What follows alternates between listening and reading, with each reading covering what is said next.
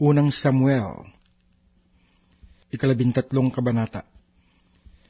Si Saul ay may 40 taong gulang nang siya magpasimulang maghari, at siya nagharing 2 taon sa Israel. At pumili si Saul para sa kanya ng 3,000 lalaki sa Israel, na ang 2,000 ay kasama ni Saul sa Mikmas at sa bundok ng Bethel, at ang 1,000 ay kasama ni Jonathan sa gabaan ng Benjamin, at ang labis ng bayan ay sinugo niya bawat isa sa kanyang tolda. At sinaktan ni Jonathan ang pulutong ng mga Filisteo na nasa Geba, at nabalita ng mga Filisteo. At hinipan ni Saul ang pakakak sa buong lupain na sinasabi, "Marinig ng mga Hebreo." At narinig nga ng buong Israel nang sabihin na sinaktan ni Saul ang pulutong ng mga Filisteo. At ang Israel naman ay naging kasuklam-suklam sa mga Filisteo. At ang bayan ay nagpipisa na sumunod kay Saul sa Gilgal. At ang mga Filisteo ay nagpupulong upang lumaban sa Israel. 30,000 karo at 6,000 mga ngabayo. At ang bayan ay gaya ng buhangin na nasa baybay ng dagat sa karamihan. At sila'y umahon at humantong sa Mikmas sa dakong silanganan ng Betaben. Nang makita ng mga lalaki ng Israel na sila nasa kagipitan, sapagat ang bayan ay nagpipighati, ang bayan nga ay nagkubli sa mga yungib, at sa mga tinikan, at sa mga bato, at sa mga katibayan, at sa mga hukay. Ang iba nga sa mga Hebreo ay tumawid sa Jordan na patungo sa lupain ng Gad at ng Galaad. Ngunit si Saul na sa Gilgal siya, at ang buong bayan ay sumunod sa kanya na nanginginig. At siya naghintay ng 7 araw, ayon sa takdang panahon na itinakda ni Samuel. Ngunit si Samuel ay hindi naparoon sa Gilgal, at ang bayan ay nangangalat sa kanya. At sinabi ni Saul, "Dalhin dito sa akin ang handog na susunugin, at ang handog tungkol sa kapayapaan, at kanyang inihandog ang handog na susunugin."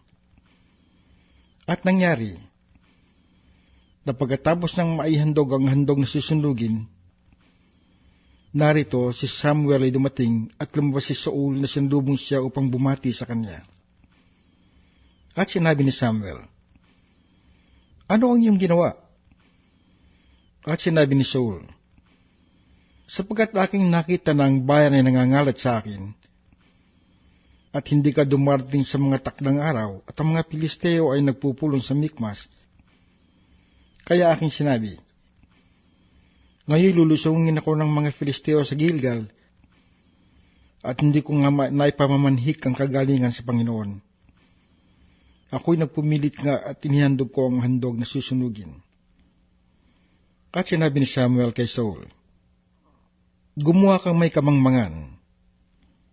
Hindi mo ginanap ang utos ng Panginoon mong Diyos na iniutos niya sa iyo, sapagkat itinatagsana ng Panginoon ang kanyang kaharian sa Israel magpakailanman.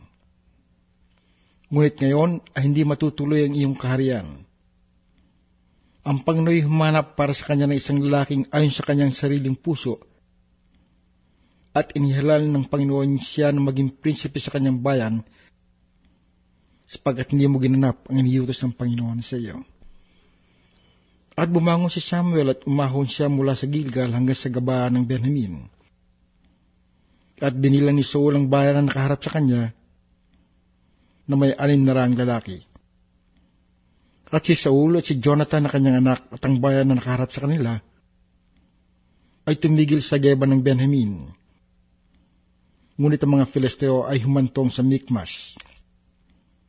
At ang mga mananamsam ay lumabas na 30 pulutong sa kampamento ng mga Filisteo.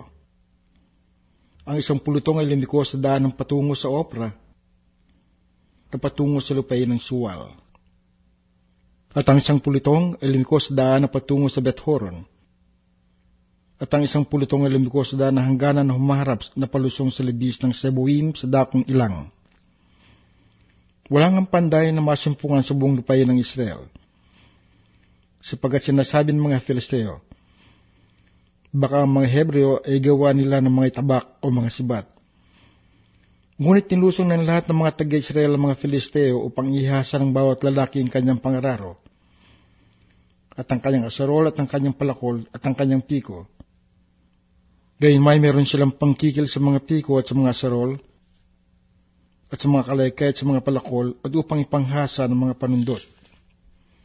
Sa gayon nangyari, na sa araw ng pagbabaka ay wala kahit tabak o sibat mang masumpungan sa kamay ng sinuman sa bayan na kasama ni Saul at ni Jonathan, kundi si Saul at si Jonathan na kanyang anak ang kinasumpungan lamang. At ang pulutong ng mga Filisteo ay lumabas na napatungo sa daanan ng Mikmas.